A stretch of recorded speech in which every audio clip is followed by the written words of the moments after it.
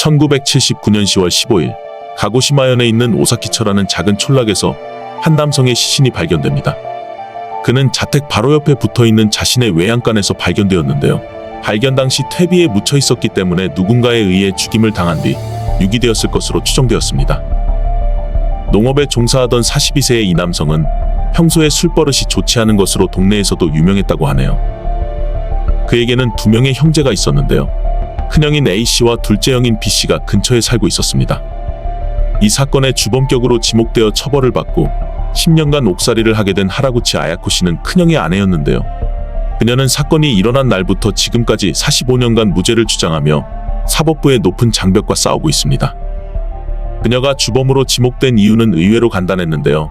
망자인 막내 신우이의 보험금을 그녀가 내고 있었기 때문입니다. 난 하지 않았어. 죽이지 않았다고. 해당 사건을 담당한 수사관은 사체가 외양간에 방치되어 있었다는 사실만으로 살인사건으로 규정했고 확실한 증거도 없이 가까운 친인척에 의해 죽임을 당했을 거라는 추측만으로 수사를 진행해 나갔습니다. 망자는 술만 취하면 이웃에 민폐를 끼치거나 도로에 누워 잠드는 게 다반사였고 그럴 때마다 가족들에게 연락이 갔기 때문에 가족들은 하루가 멀다 하고 동네 이곳저곳으로 그를 데리러 나가야 했다고 합니다. 그가 사체로 발견되기 3일 전의 일이었습니다. 그날은 친척의 결혼식이 있었는데요.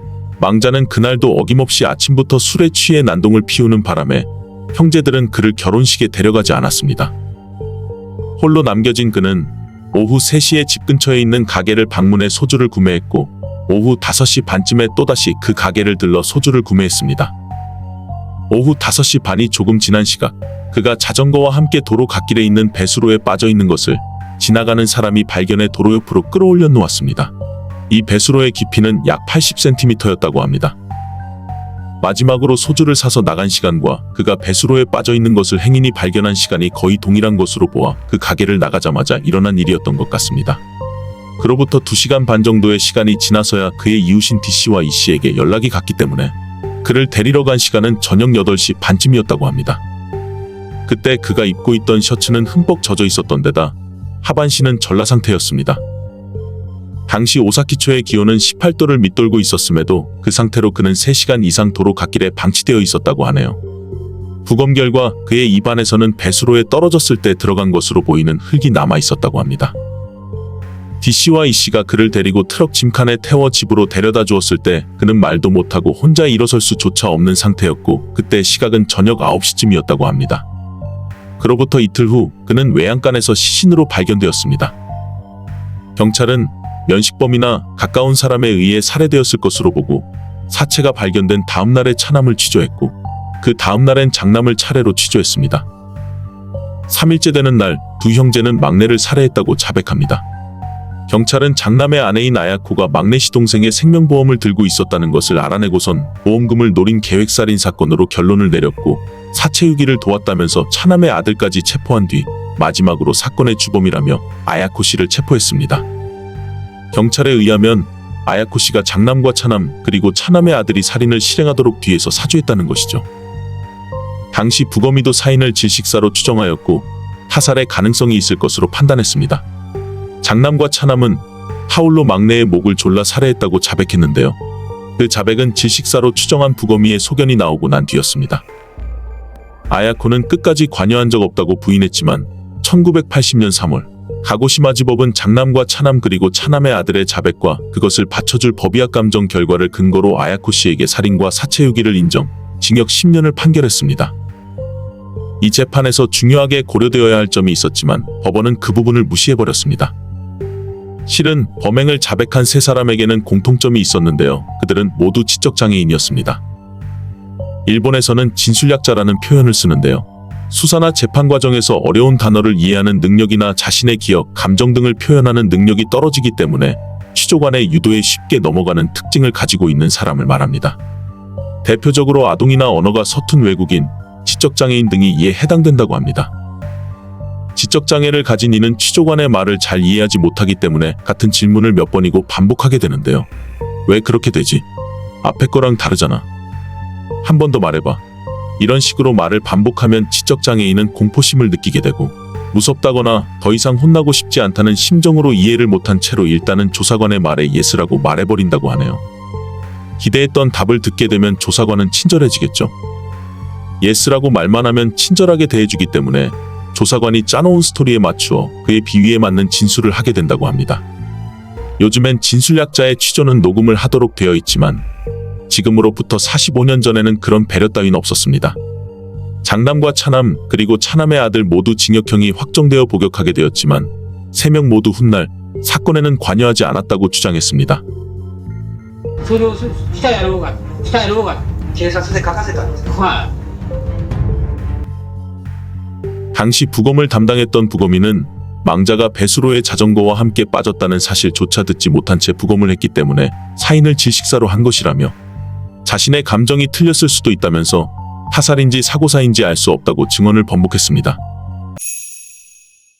아야코 씨는 체포된 후부터 지금까지 줄곧 자신은 하지 않았다고 주장해왔습니다. 사건이 발생한 지 23년이 지난 2002년 3월 가고시마 지법은 아야코 씨에게 재심을 개시하기로 결정했습니다. 하지만 검찰관이 고등법원에 즉시 항고했기 때문에 후쿠오카 고등법원은 2004년 12월에 재심 개시 결정을 취소하게 됩니다. 그럼에도 아야코 씨는 포기하지 않았습니다. 2017년 6월 세 번째 재심 청구를 했는데요. 가고시마 지법은 재심 개시를 결정했고 검찰관은 또다시 항고했습니다.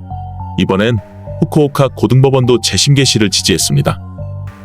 드디어 아야코 씨가 누명을 벗게 될 것이라고 모두 믿고 있었죠. 하지만 검찰관이 최고재판소에 항고를 하는 바람에 2019년 6월 최고재판소는 아야코 씨의 재심 개시를 취소하게 됩니다. 그때 그녀의 나이는 94세가 되어 있었습니다. 일본도 일사부재리의 원칙을 엄격하게 적용하기 때문에 한번 확정된 판결에 대해서는 원칙적으로 재심이 불가능하다고 하는데요. 이미 판결이 확정된 사건에 대한 피고인의 반복 처벌을 막기 위한 제도가 무죄를 주장하는 피고인에게는 반대로 높은 문턱으로 작용하여 양날의 검과 같은 측면을 보이는 것 같습니다. 재심은 열리지 않는 문이라고 표현할 정도로 재심 청구는 매우 어려운 것으로 알려져 있습니다.